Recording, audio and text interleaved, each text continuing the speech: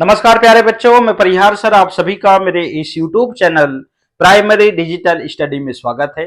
प्यारे बच्चों, आज के इस वीडियो में हम कक्षा 5वीं की ईवीएस जिसे हम पर्यावरण अध्ययन कहते हैं, इसका अध्याय 8 सीखने जा रहे हैं और इस अध्याय का नाम है मच्छरों की दावत। तो इस वीडियो को आपको शुरू से लेकर अंत तक देखना है। निश्चित रूप से इस वीडियो के माध्यम से आप इस पाठ के बारे में बहुत कुछ जानेंगे। तो बिना देर किए हम वीडियो की शुरुआत करते हैं और इस अध्याय को हम पढ़ना प्रारंभ करते हैं। बीच में जो प्रश्न आएंगे उनको हम कंप्लीट करते हुए आगे बढ़ेंगे। तो स्क्रीन पर आप देख रहे हैं, ये रहा अध्याय 8 और इस अध्याय का नाम है मच्छरों की दावत। यहां पर लिखा है मलेरिया की जांच। आज रजत बहुत दिनों के बाद स्कूल आया है। सभी बच्चे उसे घेर कर खड़े हो गए हैं और उनके बीच में क्या चर्चा होती है, आइए हम यहाँ पर इस पाठ के माध्यम से जानते हैं। आरती ने पूछा, अब तुम कैसे हो? ठीक हूं, रजत ने धीरे से जवाब दिया। जसकीरत, आप देख रहे हैं ये जो लड़की है जसकीरत इसका नाम है। घर पर तो खूब खेलते होगे, रजत कहता है। और ये रहा रजत, कुछ चिढ़कर बोला, बुखार में खेलने का दिल ही नहीं करता, ऊपर से कड़वी दवाई भी खानी पड़ी और खून टेस्ट भी करवाना पड़ा। अब जसकीरत फिर से, खून टेस्ट? वह क्यों? बहुत दर्द हुआ होगा। रजत कहता है, नहीं, जब सुई चुभी तो लगा जैसे चींटी ने काटा हो। 2-3 बूंद खून लेकर टेस्ट करने से पता चला कि मुझे मलेरिया है। नैन्सी, आप यहाँ पर ये लड़की देख रहे हैं, ये रही नैन्सी। नैन्सी क्या कहती है? मलेरिया तो मच्छर के काटने से होता है। रजत कहता है, हाँ, पर पता तो खून की जांच से ही चलता है। जसकीरत फिर से कहती हैं, मेरे घर में तो आजकल बहुत मच्छर हैं, पर मुझे तो मलेरिया नहीं हुआ। नैन्सी कहती हैं, अरे भाई, मलेरिया हर मच्छर के काटने से थोड़े ही होता है, वह तो बीमारी वाले मच्छर से ही होता है। आरती, ये रही आरती, ठीक है ना? सभी पात्र आपने यहां पर देख लिया है। आरती कहती है, मुझे तो सारे मच्छर एक ही जैसे लगते हैं। रजत कहता है, होते तो अलग अलग होंगे। चलते हैं अगले पेज में। इस प्रकार से आप देख रहे हैं, यदि जब कभी आप बीमार होते हैं तो आपका ब्लड टेस्ट किया जाता है, तो इस प्रकार से आपका ब्लड सैंपल लिया जाता है। आइए हम पढ़ते हैं। कांच की स्लाइड पर खून की बूंदें, मलेरिया मादा मच्छर एनाफिलीज से फैलता है। डॉक्टर मरियम स्लाइड को माइक्रोस्कोप, जिसे हम सूक्ष्मदर्शी कहते हैं, तो माइक्रोस्कोप से छोटी सी छोटी जो हमारे नग्न आंखों से दिखाई नहीं देती, उसको हम जो है इस माइक्रोस्कोप से देख सकते हैं और जिसे हम सूक्ष्मदर्शी कहते हैं। तो माइक्रोस्कोप से देखते हुए इस माइक्रोस्कोप से एक चीज 1000 गुना बड़ी दिखती है, इसलिए खून के अंदर की बारीकियां साफ दिखाई पड़ती हैं। कई माइक्रोस्कोप से तो इससे भी ज्यादा बड़ा दिखाई देता है। नैन्सी क्या कहती है, क्या उसी जगह से खून लिया था जहां मच्छर ने काटा था? रजत कहता है, नहीं भाई, मच्छर ने कब और कहां काटा यह तो मुझे भी नहीं पता। नैन्सी कहती है, खून में क्या दिखा होगा, उसमें क्या होगा जिससे मलेरिया का पता चल पाया होगा? पता करो। यहाँ पर कुछ प्रश्न हैं और इन प्रश्नों के जो उत्तर है वो इस प्रकार से हमने यहाँ पर लिख रखा है। तो पहला प्रश्न है, क्या तुम किसी को जानते हो जिसे कभी मलेरिया हुआ हो? कैसे पता लग पाया था कि उन्हें मलेरिया है? उत्तर लिखते हैं, जी हां, मेरे बड़े भाई को मलेरिया हुआ था। मलेरिया का पता खून की जांच के बाद ही लग पाया। इस प्रकार से आप प्रश्न का उत्तर लिखेंगे। प्रश्न क्रमांक 2 है, उन्हें मलेरिया होने पर क्या क्या तकलीफ हुई? उत्तर लिखते हैं, मलेरिया होने पर ठंड लगकर कपकपी के साथ तेज बुखार चढ़ गया और शरीर काफी कमजोर पड़ गया। प्रश्न क्रमांक 3 है, मच्छरों के काटने से और कौन कौन सी बीमारियां होती हैं? उत्तर लिखते हैं, मच्छरों के काटने से मलेरिया, डेंगू और चिकनगुनिया और फाइलेरिया आदि बीमारियां होती हैं। प्रश्न क्रमांक 4 है, कौन सा मौसम या फिर कौन से मौसम में मलेरिया ज्यादा फैलता है और क्यों? बारिश के मौसम में। उत्तर लिखेंगे, बारिश के मौसम में मलेरिया सबसे ज्यादा फैलता है क्योंकि इस मौसम में जगह जगह पानी भरा होता है और भरे हुए पानी में मच्छर अपने अंडे देते हैं, जिनसे मच्छर पनपते हैं। कहने का मतलब जहां नमी होती है वहां मच्छर होते हैं। प्रश्न क्रमांक 5 है, मच्छरों से बचने के लिए तुम्हारे घर में क्या क्या उपाय किए जाते हैं? अपने साथियों से भी पता करो कि वे बचाव के लिए क्या करते हैं। मच्छरों से बचने के लिए हमारे और हमारे साथियों के घर मच्छर निरोधक जैसे मच्छर छाप, अगरबत्ती, मच्छरों को भगाने वाले वाष्पक ऑल आउट, गुड नाइट आदि मच्छर निरोधक क्रीम और मच्छरदानी इत्यादि का प्रयोग किया जाता है तथा अपने घर के आसपास के इलाकों को साफ रखते हैं। फिर कूलरों, पानी की टंकी को साफ एवं छत पर अनावश्यक पानी भरने को रोकते हैं। इस प्रकार से इन प्रश्नों के हमने यहाँ पर उत्तर जो है वो कंप्लीट कर लिया है। और देखिएगा क्लिनिकल विकृति रिपोर्ट, यहां पर खून की जांच की रिपोर्ट दी गई है। इसमें किन शब्दों से पता चल रहा है कि मरीज को मलेरिया है? तो यहां पर दो कारण हैं, ठंड लगकर कपकपी के साथ बुखार और खून में मलेरिया के जीवाणु पाए गए। इस प्रकार की रिपोर्ट है। और मलेरिया की दवाई बहुत पुराने समय से सिनकोना पेड़ की छाल से बनाई जाती है। पहले तो लोग छाल को उबालकर और छान कर ही इस्तेमाल करते थे, लेकिन अब छाल से दवाई बनाते हैं। ठीक है ना। अब यहां पे देखिएगा अनीमिया क्या है। तो आरती कहती है खून टेस्ट तो मेरा भी हुआ था, सिरिंज इंजेक्शन भरकर खून लिया था, जांच में तो अनीमिया निकला। रजत कहता है वो क्या होता है? आरती कहती है डॉक्टर ने कहा कि खून में हीमोग्लोबिन या आयरन की कमी है। डॉक्टर ने ताकत की दवाई दी, गुड़, आंवला और हरी पत्तेदार सब्जियां जरूर खाने के लिए कहा। यह भी बताया कि इनमें आयरन यानी लोहा होता है। नैन्सी कहती हैं कहीं उन्होंने मजाक तो नहीं किया भाई, खून में लोहा कैसे? जस कीरत यहां पर कहती हैं कल अखबार में इस बारे में आया था। रजत कहता है हंसते हुए तो फिर तुमने लोहा खाया? आरती कहती ओहो, यह कोई चाबी वाला लोहा थोड़े ही होता है, पता नहीं कैसा होता होगा। जब मैंने खूब सब्जियां खाई तो मेरा हीमोग्लोबिन बढ़ गया। इस प्रकार से यहाँ पर इन बच्चों के बीच में बातचीत चल रही है। दिल्ली के स्कूलों में अनीमिया के कारण परेशानी, 17 नवंबर 2007 दिल्ली की बात है। देखिएगा यहाँ पर नगर निगम के बहुत से स्कूलों में हजारों बच्चे अनीमिया का शिकार हैं। इससे बच्चों की शारीरिक और दिमागी तंदुरुस्ती पर असर होता है। इस कारण बच्चे ठीक से बढ़ नहीं पाते, उनमें फुर्ती भी कम होती है, जो कुछ पढ़ाया जाता है उसे समझने में भी परेशानी होती है। आजकल इन स्कूलों में बच्चों के हेल्थ कार्ड बन रहे हैं और उनकी जांच भी चल रही है। फिर अनेमिक बच्चों को आयरन, लोहे की दवाई दी जा रही है। इस प्रकार से बताओ क्लिनिक विकृति रिपोर्ट। आप यहाँ पे देखें अनीमिया, और यहाँ पर हीमोग्लोबिन जो है 12 से 6 ग्राम के बीच में रहना चाहिए, तो यहाँ पर 8 ग्राम ही है। ठीक है ना। तो आगे चलते हैं, इससे संबंधित यहाँ पे कुछ प्रश्न है, इस रिपोर्ट से संबंधित हमने इस प्रकार से कंप्लीट किया है। आरती की रिपोर्ट के हिसाब से हीमोग्लोबिन जो है वो कम से कम कितना होना चाहिए? तो रिपोर्ट के हिसाब से हीमोग्लोबिन जो है वो कम से कम 12 ग्राम से लेकर 16 ग्राम के बीच में होना चाहिए था। आरती का हीमोग्लोबिन कितने दिनों में कितना बढ़ पाया? उत्तर लिखते हैं आरती का हीमोग्लोबिन लगभग 3 महीनों में 2.5 ग्राम से लेकर लगभग 30% बढ़ पाया। इस प्रकार से उत्तर लिखेंगे। अगला प्रश्न है अखबार की रिपोर्ट में अनीमिया से होने वाली परेशानी के बारे में क्या लिखा है? उत्तर लिखते हैं अनीमिया से बच्चों की शारीरिक और दिमागी तंदुरुस्ती कमजोर हो जाती है। इसकी कमी से बच्चे ठीक से बढ़ नहीं पाते, उनमें फुर्ती भी कम हो जाती है, उन्हें जो पढ़ाया जाता है उसे समझने में भी परेशानी होती है। अगला प्रश्न है क्या तुम्हें या तुम्हारे घर में किसी को खून टेस्ट की जरूरत पड़ी? कब और क्यों? जी हाँ, मेरे बड़े भाई को खून टेस्ट की जरूरत थी जब उनको ठंड लगकर तेज बुखार आया था। इस प्रकार से इन प्रश्नों के उत्तर आप कंप्लीट करेंगे। अब यहाँ पे देखिएगा ऊपर 2 प्रश्न है। पता करो किसी डॉक्टर से या अपने बड़ों से पता करो कि खाने की किन चीजों में लोहा होता है। अब देखिएगा ये प्रश्न है मच्छर के बच्चे। जस किरत यहाँ कहती है मलेरिया के बारे में एक पोस्टर तो हमारी क्लास के बाहर ही लगा है। सभी झटपट पोस्टर देखने पहुंच गए।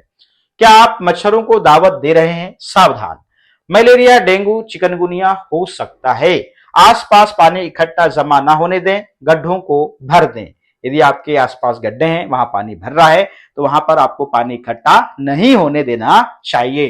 पानी के बर्तन, टंकी, कूलर को साफ रखें और हर हफ्ते सुखाएं। मच्छरदानी का इस्तेमाल करें सोते समय, और गड्ढों में भरे पानी में मिट्टी का तेल छिड़के। इस प्रकार से आपको सावधान रहना है। और यहाँ पर बताया भी गया है क्या आप मच्छरों को दावत दे रहे हैं। यदि आप ऐसा कर रहे हैं, यदि आप इन बीमारियों से बचने के लिए यदि ये उपाय नहीं कर रहे हैं, तो निश्चित रूप से आप मच्छरों को जो है वो दावत दे रहे हैं बीमारी के लिए। ठीक है ना। ऊपर कुछ प्रश्न थे, उन प्रश्नों को हम कंप्लीट करते हैं। खून टेस्ट से क्या पता चला था? तो खून टेस्ट से पता चला था कि खून में कौन से तत्वों की कमी है और जांच में लौह तत्वों की कमी पाई गई। अगला प्रश्न है, क्या तुम्हारे स्कूल में कभी हेल्थ या स्वास्थ्य जांच हुई है? डॉक्टर ने तुम्हें क्या बताया? उत्तर लिखते हैं, जी हाँ, साल में एक बार हमारे स्कूल में हेल्थ जांच शिविर लगता है और इस बार भी हेल्थ शिविर में जांच हुई। डॉक्टर ने हरी सब्जियां व फल खाने को कहा। अगला प्रश्न है, किसी डॉक्टर से या अपने बड़ों से पता करो कि खाने की किन चीजों में लोहा होता है। ये प्रश्न था। उत्तर लिखते हैं, बड़ों से और डॉक्टर से पता करने पर ज्ञात हुआ कि या पता हुआ कि हरे पत्तेदार सब्जियां, सेब, अनार, बीन्स, मूंगफली, चुकंदर, कीवी, बादाम, दालें, गुड़ इत्यादि चीजों में लोहा होता है। इस प्रकार से ये प्रश्न कंप्लीट होते हैं। आइए रजत क्या कहता है, देखो इस पोस्टर में लार्वे के बारे में क्या लिखा है, वे क्या होते हैं। नैन्सी कहती है, मच्छरों के छोटे बच्चे ये दिखने में मच्छर जैसे बिल्कुल नहीं होते। आरती कहती है, तुमने कहां देखा? नैन्सी, हमारे घर के पीछे रखे पुराने घड़े में बहुत दिनों से पानी भरा पड़ा था। उसमें पतले पतले छोटे भूरे से रंग के कीड़े तैरते देखकर मैं हैरान रह गई। मम्मी ने बताया कि मच्छर पानी में अंडे देते हैं, उन्हीं से ये निकलते हैं, इन्हें लार्वे कहते हैं। रजत कहता है, फिर तुमने क्या किया? नैन्सी कहती हैं, पापा ने फौरन ही घड़े का पानी फेंक दिया और घड़ा साफ करके सुखाकर उल्टा रख दिया और मच्छर के लार्वे आप इस पे देख सकते हैं और ये हमको देखने मिल जाता है हमारे परिवेश में। जसकीरत यहां पर कहती हैं कि मुझे साजिया आंटी ने बताया था कि मक्खियों से भी बीमारियां होती हैं, पेट की बीमारी। रजत, मक्खी तो काटती नहीं, वह कैसे बीमारी फैलाती है? अब हम इसके बारे में आगे पढ़ेंगे। यहां पर कुछ प्रश्न हैं जो ऊपर चर्चा हुई है, इन प्रश्नों को पहले हम कंप्लीट करते हैं, चलिएगा। पहला प्रश्न है, क्या तुमने ऐसा पोस्टर कहीं लगा हुआ देखा है? जी हां, सरकारी अस्पताल में ऐसा पोस्टर लगा हुआ हमने देखा है। प्रश्न क्रमांक 2 है, ये पोस्टर कौन लगाता होगा? अखबार में इस तरह के पोस्टर कौन देता होगा? उत्तर लिखते हैं, ये पोस्टर सरकारी कर्मचारी लगाते हैं। सरकार जनता में जागरूकता लाने के लिए इस तरह के पोस्टर अखबारों में, अस्पतालों में आदि में लगवाने का कार्य करती है। प्रश्न क्रमांक 3 है, इनमें किन बातों पर ध्यान दिलाने की कोशिश की गई है? उत्तर लिखते हैं, पोस्टरों में मच्छरों से सावधान रहने की चेतावनी दी गई है, क्योंकि मच्छरों से प्राण घातक बीमारियां मलेरिया, डेंगू, चिकनगुनिया आदि होती है। साथ ही मच्छरों से बचाव के भी विभिन्न उपाय बताए गए हैं। प्रश्न क्रमांक 4 है, तुम्हें क्या लगता है कि इनमें टंकी, कूलर तथा गड्ढों के चित्र क्यों दिखाए गए हैं? उत्तर लिखते हैं, इनमें टंकी, कूलर तथा गड्ढे के चित्र इसलिए दिखाए गए हैं क्योंकि इन जगहों में अक्सर पानी जमा रहता है, जिसमें मच्छर पनपने की संभावना रहती है। प्रश्न क्रमांक 5 है, सोचो, पानी में मछलियां डालने के लिए क्यों कहा होगा? ये मछलियां क्या क्या खाती होंगी? उत्तर लिखते हैं, पानी में मछलियां डालने के लिए इसलिए कहा गया है क्योंकि मछलियां पानी में पनपे लार्वे को खा लेती हैं, जिनसे मच्छरों की रोकथाम हो जाती है। प्रश्न क्रमांक 6 है, पानी में तेल का छिड़काव करने को क्यों कहा गया होगा? उत्तर लिखते हैं, पानी में तेल का छिड़काव करने को इसलिए कहा गया क्योंकि पानी में तेल डालने पर तेल की परत पानी के ऊपर जम जाती है, जिससे पानी में उपस्थित लार्वों को ऑक्सीजन नहीं मिल पाता और वे मर जाते हैं। इस प्रकार से प्रश्न यहाँ पे कंप्लीट होते हैं। हम अगले पेज में चलते हैं। पता करो, ये प्रश्न है, खोज खबर, कक्षा के सभी बच्चे 2 या 3 समूह में बंट जाएं। समूह को आपस में यह तय कर लेना होगा कि स्कूल और आसपास के इलाके में कौन सी जगह का निरीक्षण कौन करेगा। स्कूल में या स्कूल के आसपास इन जगहों को देखो, क्या इन जगहों पर कहीं पानी इकट्ठा है या नालियां बंद है? अगर हां, क्या पता करना है, क्या इन जगहों पर कहीं पानी इकट्ठा है या फिर नालियां बंद है? अगर हां तो सही का निशान लगाओ। और गमले में, तो कूलर में, तो कूलर में यहां पे क्या होता है, पानी इकट्ठा होता है, तो आपको इस प्रकार से सही का निशान लगाना होगा। टंकी में रहता है, स्कूल का मैदान में कहीं यदि होगा तो वहां पे भी देखिएगा, गड्ढे में भी रहता है, नालिया में भी आपने देखा होगा और अन्य जगह में भी आपने देखा होगा। इससे संबंधित कुछ प्रश्न हैं, इन प्रश्नों को हम इस प्रकार से कंप्लीट करेंगे, चलिएगा। तो फाइनली यहां पर नीचे भी 2 प्रश्न दिए हुए हैं, इन प्रश्नों को भी हम लगातार कंप्लीट करते हैं। पहले सबसे ज्यादा इस पेज में प्रश्न है और पहला प्रश्न रहा, ये रहा, यहां कितने दिनों से पानी इकट्ठा है? पहला प्रश्न है, यहां कम से कम 10 से 12 दिनों से पानी इकट्ठा होगा। प्रश्न क्रमांक 2 है, इन जगहों की सफाई की जिम्मेदारी किसकी है? उत्तर लिखते हैं, कूलर टंकी की सफाई की जिम्मेदारी घरों की, स्कूल के मैदान की सफाई की जिम्मेदारी स्कूल प्रशासन की, तथा सड़कों, गड्ढों, नालियों की सफाई की जिम्मेदारी नगर निगम प्रशासन की। ठीक है ना। अगला प्रश्न है, पानी में क्या क्या नजर आ रहा है? उत्तर लिखते हैं, सड़क तथा गड्ढे का पानी गंदा, इसमें कई देखिएगा, इसमें काई के साथ मच्छर के लार्वे हैं। काई देखियो जो नीले कलर की जम जाती है उसे काई कहते हैं।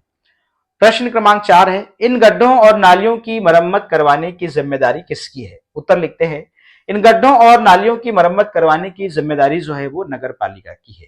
ठीक है ना। प्रश्न क्रमांक 4 कंप्लीट। प्रश्न क्रमांक 5 है, क्या इनमें से किसी जगह पर इकट्ठे हुए पानी में लार्वे भी दिखे? उत्तर लिखते हैं, जी हां, इन जगहों पर इकट्ठे हुए पानी में लार्वे भी दिखे। प्रश्न क्रमांक 6 है, इन जगहों पर पानी इकट्ठा होने से क्या क्या परेशानियां हो रही हैं? लिखो। उत्तर, इन जगहों पर पानी इकट्ठा होने से निम्नलिखित परेशानियां हो रही हैं। पहला है, पानी जमा होने से आवागमन में दिक्कत आ रही है, गंदगी के कारण चारों तरफ बदबू आ रही है, गड्ढे के चारों ओर मक्खी मच्छरों का झुंड दिखाई दे रहा है। ठीक है ना। इसके बाद अगला प्रश्न है, अपने समूह में कूलर, टंकी, नालियों जैसी जगह जहां पानी इकट्ठा होता है साफ रखने के लिए पोस्टर बनाओ, स्कूल और घर के आसपास यह पोस्टर लगाओ। देखिएगा, स्लोगन लिखा है, स्वच्छता को काम नहीं आदत बनाएं। स्वच्छता को काम ना समझें, उसे क्या बनाएं? आदत बनाएं। तो देखिएगा, कूलर प्रतिदिन साफ करें, टंकी महीने में एक बार साफ करें, नालियां ढकी हुई हो और पर्यावरण सुरक्षित बनाएं। इस प्रकार के जो पोस्टर है आपको बनाना है। प्रश्न है अगला, नीचे सबसे नीचे वाला प्रश्न है ये, पता करो तुम्हारे स्कूल के आसपास की सफाई करवाने की जिम्मेदारी किसकी है। यह भी पता करो कि चिट्ठी किसके नाम लिखनी है और यह कौन से दफ्तर में जाएगी। अपनी कक्षा की तरफ से उन्हें अपने इलाके की सफाई के बारे में जानकारी देते हुए एक पत्र लिखो। इस प्रकार से उत्तर लिखते हैं, स्कूल के आसपास की सफाई करवाने की जिम्मेदारी नगर निगम की है, इसलिए यह पत्र नगर निगम के नाम लिखकर नगर निगम के दफ्तर में भेजा जाएगा। तो पत्र इस प्रकार से लिखना है, ऊपर आएगा नगर निगम को पत्र, सेवा में श्रीमान नगर आयुक्त, ग्वालियर नगर निगम। तो यहाँ पे आपका शहर का नाम लिखेंगे। ठीक है ना। मध्य प्रदेश, स्कूल के आसपास की सफाई अनुरक्षण हेतु पत्र। महोदय, सविनय निवेदन है कि हमारे स्कूल के आसपास बहुत गंदगी हो रही है, जिससे मक्खी मच्छर आदि पैदा हो रहे हैं। इन मच्छरों व मक्खियों के कारण कई गंभीर बीमारियां फैलने की आशंका है। अतः आपसे अनुरोध है कि आप जनहित को ध्यान में रखते हुए स्कूल के आसपास के क्षेत्रों की सफाई कराने का आदेश दें, जिससे सभी को बीमारियों से निजात मिल सके। इस कार्य के लिए हम आपके सदा आभारी रहेंगे और सधन्यवाद। भवदीप, कक्षा 5 के समस्त छात्र छात्राएं। और इस प्रकार से स्कूल का नाम लिख देंगे और यहाँ पर दिनांक लिख देंगे। आपने किसको लिखा? नगर निगम को लिखा है, इस प्रकार से। ठीक है ना। यदि आप गांव में हैं तो आप पंचायत को भी लिख सकते हैं। ठीक है ना। तो इस प्रकार से आपको आवेदन लिखना होगा। इसके बाद में सर्वे की रिपोर्ट, कुछ और बच्चों ने भी सर्वे किया, उनकी रिपोर्ट के कुछ अंश यहाँ दिए गए हैं। आओ इन्हें पढ़ते हैं। समूह 1, हमारे स्कूल में नल के पास कुछ हरा हरा सा था, जिसे काई, एक तरह के पौधे को ही, पौधा है वो छोटा सा, उसे काई कहते हैं। काई से वहां फिसलन भी ज्यादा थी, बारिश में तो यह काई बहुत बढ़ जाती है। हमें तो लगता है ये पानी में उगने वाले छोटे छोटे पौधे हैं। समूह 2 है, स्कूल के पास का तालाब छोटे छोटे पौधों से भरा पड़ा है, देखने पर पानी तो नजर ही नहीं आता। एक आंटी ने बताया कि ये पौधे तो अपने आप ही उग गए हैं। तालाब के आसपास गड्ढों में भी पानी जमा है, इसमें हमने लार्वे भी देखे। आसपास लगे पौधों को छूने पर बहुत सारे मच्छर जो छुपे बैठे थे उड़ गए। जसकिरत को लगता है कि यह गंदा तालाब पास में है, इसलिए उसके घर में इतने मच्छर हैं। बताओ, अगर तुम्हारे घर या स्कूल के आसपास तालाब या नदी हो तो उसे देखने जाओ। अब इससे संबंधित यहाँ पे प्रश्न है, इसको पढ़ लेते हैं। मच्छर के पेट की कहानी, वैज्ञानिक की जुबानी। यह मजेदार किस्सा आज से लगभग 100 साल पहले का है। एक वैज्ञानिक ने यह पता लगाया कि मलेरिया मच्छर से फैलता है। चलो उनसे ही सुनते हैं कि वे इस बारे में क्या कहते हैं। मेरे पिता भारतीय थल सेना में जनरल थे। मैंने डॉक्टरी की पढ़ाई की, लेकिन मेरी दिलचस्पी कहानियां पढ़ने, कविता लिखने, संगीत और ड्रामे में थी। खाली समय में मैं यही सब किया करता था। ऊपर के प्रश्न है, अगले पेज में हम यहाँ पर कंप्लीट करते हैं, उस कहानी को बाद में कंप्लीट करेंगे। क्या पानी में या उसके आसपास हरी हरी काई दिखाई दे रही है? जी हाँ, उत्तर में लिखेंगे हरी हरी काई दिखाई दे रही है। प्रश्न क्रमांक 2, तुमने काई और किन किन जगहों पर देखी है? उत्तर लिखते हैं स्कूल के आसपास की नालियों के पास और हैंडपंप के चबूतरे के पास भी काई अक्सर देखी जा सकती है। या फिर आप देखेंगे बरसात के समय में यदि आपके घर में यदि फर्श हो तो वहां पे भी आप देखेंगे, वहां पे भी काई जम जाती है। क्या किनारों पर या पानी में कुछ पौधे दिख रहे हैं? उनके नाम पता करो, उनके चित्र अपनी कॉपी में बनाओ। इस प्रकार से हम यहाँ पे उत्तर लिखते हैं। जी हाँ, इनके किनारों पर कुछ पौधे जैसे जलकुंभी, कमल आदि देखे जा सकते हैं तालाबों में, ठीक है ना। इन्हें किसी ने लगाया नहीं, ये गंदगी से अपने आप उग गए हैं। तो इन्हें लगाया गया है या फिर ये अपने आप उग गए हैं, इस प्रकार का प्रश्न है, तो ये उत्तर भी यहाँ पे कंप्लीट है। प्रश्न क्रमांक 5 है, पानी में और क्या क्या दिख रहा है? सूची बनाओ। पानी में शैवालों के अलावा लार्वे, कीड़े, मच्छर, छोटी छोटी मछलियां आदि दिखाई दे रहे हैं। चलिएगा वैज्ञानिक के बारे में आगे पढ़ते हैं। उस समय मलेरिया से बहुत जाने जाती थी। यह बीमारी ज्यादा बारिश और दलदल वाले इलाकों में पाई जाती थी।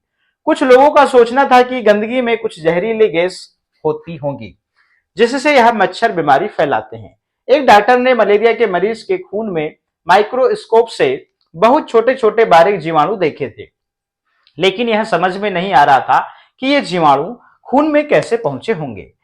मेरे विज्ञान के गुरु ने अंदाजा लगाया और कहा, मुझे लगता है कि शायद मलेरिया मच्छर से फैलता है। इसकी जांच करने के लिए मैं दिन रात मच्छरों के पीछे ही पड़ गया। हम एक एक मच्छर के पीछे बोतल लेकर दौड़ते, फिर मलेरिया के मरीजों को मच्छरदानी में बिठाकर उन मच्छरों को दावत देते। एक मच्छर को अपना खून चुसाने के लिए मरीज को एक आना मिलता। मुझे सिकंदराबाद के अस्पताल के वे दिन हमेशा याद रहेंगे। मच्छर को काटकर खोलना और उसके पेट के अंदर ताक झाग। एक बार मैं भी मलेरिया का शिकार हो गया। माइक्रोस्कोप पर झुककर बारीकियां देखते देखते शाम तक आंखें जैसे धुंधला सी जाती थी, गर्दन अलग अकड़ जाती थी। इतनी गर्मी थी फिर भी पंखा नहीं झल सकते थे, क्योंकि हवा से मच्छर उड़ जाते। माइक्रोस्कोप में यह सब करने के बावजूद कुछ हाथ नहीं लगा। एक दिन किस्मत मेहरबान हो गई। हमने कुछ मच्छर पकड़े जो देखने में थोड़े अलग थे। इनका रंग भूरा था और पंख छींटेदार थे। उनमें से एक मच्छरी के पेट में देखते देखते कुछ काला काला सा दिखा। गौर करने पर पता चला कि वे छोटे छोटे जीवाणु बिल्कुल वैसे ही थे जैसे हमने मलेरिया के मरीजों के खून में देखे थे। उसी से हमें यह सबूत मिल पाया कि मच्छर से ही मलेरिया फैलता है। रोनाल्ड रोस को दिसंबर 1902 में चिकित्सा के क्षेत्र में बड़ा पुरस्कार मिला और नोबेल पुरस्कार 1905 में मरते हुए भी वे कह रहे थे, कुछ ढूंढ लूंगा, नया ढूंढ लूंगा। इस प्रकार से तो यहां पर रोनाल्ड रोस ने फाइनली मच्छर के काटने से मलेरिया होता है ये पता कर लिया। हम क्या समझे, यहाँ पर 2 प्रश्न हैं और ऊपर के प्रश्नों को हम यहाँ पर इस प्रकार से कंप्लीट करेंगे। अपने घर में, स्कूल में और आसपास मच्छर ना हो उसके लिए तुम्हारी क्या जिम्मेदारी है, इसके लिए तुम क्या क्या करोगे? उत्तर लिखते हैं, हमारे घर व स्कूल के आसपास मच्छर ना हो इसके लिए हम निम्नलिखित कार्य कर सकते हैं। पहला, कूलर व पानी की टंकी की समय समय पर सफाई करें। नालियों की नियमित सफाई करें। गड्ढों तथा नालों आदि में डीडीटी और तथा तेल का छिड़काव करें। चौथा, घर, स्कूल व आसपास पानी इकट्ठा ना होने दें। अगला प्रश्न है, कैसे पता कर सकते हैं कि किसी को मलेरिया तो नहीं? खून की जांच कराने पर उनकी रिपोर्ट से पता चलेगा कि किसी को मलेरिया हुआ है या नहीं। अब हम अगले पेज की ओर अग्रसर होंगे, चलिएगा। इस प्रकार से इन प्रश्नों को जो है हमने यहां पर कंप्लीट कर लिया है और फाइनली जो है अध्याय आपका 8 यहां पर कंप्लीट हो रहा है। इस प्रकार से हमने कक्षा 5वीं की ईवीएस का अध्याय 8 फाइनली हमने कंप्लीट कर लिया है। आज के इस वीडियो में इतना ही, फिर मिलेंगे हम नए वीडियो में नए अध्याय के साथ में। आप सभी का बहुत बहुत धन्यवाद।